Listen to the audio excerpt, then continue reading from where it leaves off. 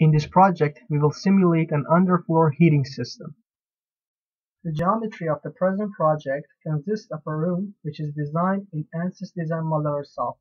The mesh type used for this geometry is unstructured. Now in the Appear window, which shows you the names of the different parts of your geometry, you can click and select each part and then click on Display so that the software will show you that part.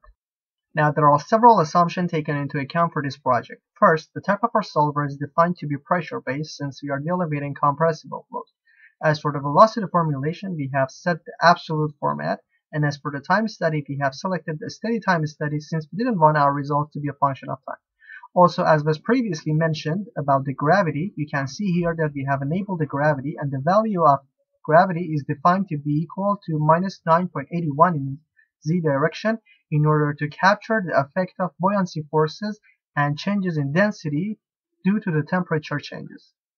After double-clicking on the energy button in the appeared box, you can see that we have enabled the energy equation since we wanted to calculate the temperature changes and temperature distribution inside our computational domain.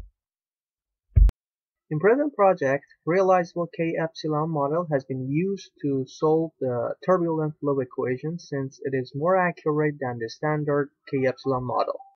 After clicking on the bottom valve and clicking on Edit button, a new window will appear. In the Appeared window under the Thermal tab, you can see that the thermal condition of heat flux is defined, and the value of heat flux rate applied on this boundary is equal to 180 watt per meter squared. After double-clicking on the Controls button, a new window will appear, showing you different values for current number and under-relaxation factors. The current number is a factor for how fast we are progressing in our simulation process, and for problems with high nonlinearities, we should decrease this current number. We may also change the under-relaxation factors. These factors may be between 0 and 1. Based on the simulation and the project we are doing, we may change these under-relaxation factors. But remember that the values set in here are the recommended values for the project, and we highly recommend you to not change these values.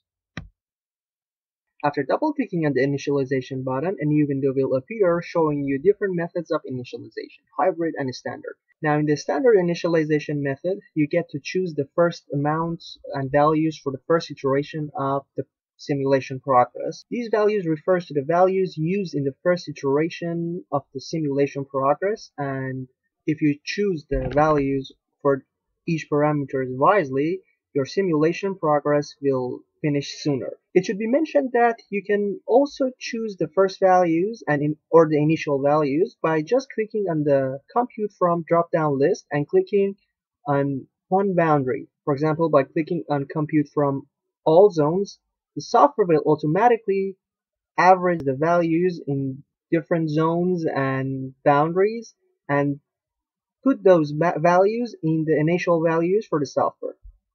After double-clicking on the Run Calculations button in the Appeared section under the Parameters part by just defining the number of iterations and then clicking on Calculate button, the software will start the simulation process. Now in this part, we have extracted 3D and 2D contours by the means of CFD Post software. In this contour, you can see the pressure distribution inside our computational domain. As can be seen in this contour, higher elevations have higher pressures, which is due to the natural convection process and the movement of heated air towards upper elevations. Now in this slide, you can see the velocity distribution inside our computational domain, and you can easily see the air exiting our domain through the outlet boundary. Now in this streamline contour, you can easily see the giant vortex generated due to the movement of heated air and natural convection. Finally, a summary of different settings and setup that we have used in our project is presented to you in the slide. Obtain the mesh file and also the full training movie by purchasing this product. Air conditioning is one of the most important branches of mechanical engineering. Regulating the temperature of a room or a building has always been one of the major concerns of air conditioning designers. The high cost of energy consumption required to provide conditioned air for each structure by its use has led to the design of the best air conditioning system for each structure. These designs require a lot of study and research, both in terms of construction and maintenance cost, and in terms of best performance. Meanwhile, simulation analysis of these systems can play an effective role in determining the most appropriate ventilation system for each structure.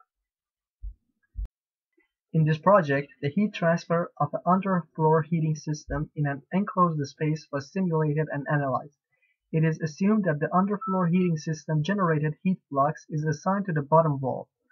Since in this analysis an underfloor heating system is used to generate heat, no fluid flow inlet is used in this project and only a pressure outlet is defined. The heat transfer is of free convection type and gravity acceleration must be considered. The energy and k-epsilon realizable models are used to solve the energy equation, fluid flow parameters, and to thoroughly analyze the effects of buoyancy and volumetric forces resulting from density changes. It should be noted that the ideal gas model has been used to determine the density changes in proportion to the temperature. The geometry of the present project consists of a room which is designed in ANSYS Design Modeler software. The mesh type used for this geometry is unstructured and element number is equal to 124,325. To benefit from MR-CFD services including simulation, consultation, and training, contact our experts via info@mrcfd.com.